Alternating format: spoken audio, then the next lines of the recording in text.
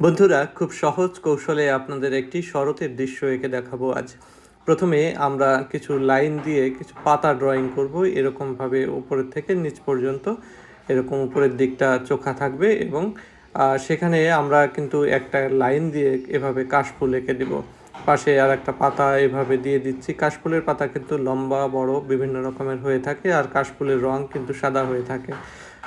তো এভাবে দেখুন যে আমি কাশফুলের 2টা ফুল উপরে দিয়েছি এবং অনেকগুলো পাতা দিয়ে মাঝখানে একটা ফুল এভাবে এঁকে দিলাম।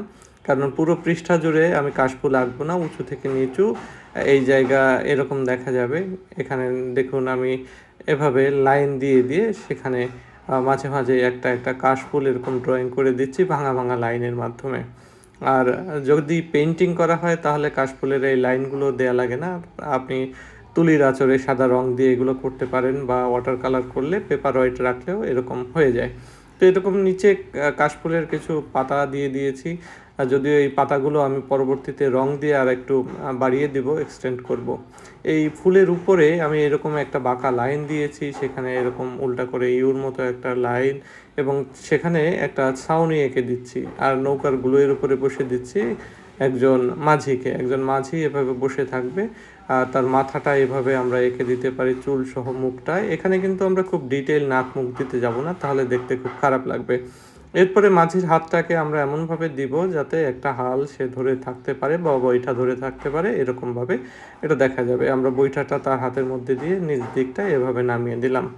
এবার মাঝির একটা চোখে একটা ফোঁটা দিয়ে দিলাম, এবং যে নৌকার অপর পাশের যে একটা ডালির অংশ সেটাই এঁকে দিয়ে নিচে নৌকার তলাটাকে আমরা এভাবে এঁকে দিতে পারি। তলার নিচের অংশে আমরা এভাবে জলের ঢেউ ঢেউ দিয়ে দিব, এখানে একটা লাইন দিয়ে দিলাম। এরপরে আমরা নৌকার ছাউনির ভিতরে এরকম আরেকটা লাইন দিয়ে দিলাম, বাইরের থেকে এরকম আরও কতগুলো লাইন দিয়ে দিচ্ছি। এই লাইনগুলো হলো বাঁশ দিয়ে তৈরি করা থাকে যে চটা, তার লাইন।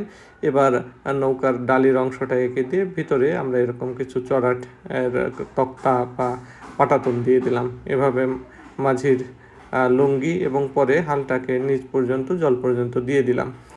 এবার নৌকার ছাউনির সঙ্গে এরকম একটা লম্বা লাইন দিয়ে একটা বাঁশ বা লগি এঁকে দিলাম। এর সঙ্গে উপরের দিকে আর একটা বাঁশ, অর্থাৎ একটা পাল আমরা এঁকে দিচ্ছি, যে পালতোলা নৌকা আমরা এঁকে দিচ্ছি। সাধারণত আগের কালে এরকম পালতোলা নৌকা অনেক বেশি দেখা যেত, এখনও দেখা যায়, তবে সেটার পরিমাণ কম। আর শরৎকালের দৃশ্যের অবিচ্ছেদ্য অংশ কিন্তু এই কাশফুল এবং পালতোলা নৌকা। দেখো, নৌকার উপাস দিয়ে আমরা একটা দাগ দিয়ে দিচ্ছি, অর্থাৎ সামনের সাবজেক্টে যেখানে দাগটা দেখা যাবে না সেখানে আমরা লাইন দিব না। এরপরে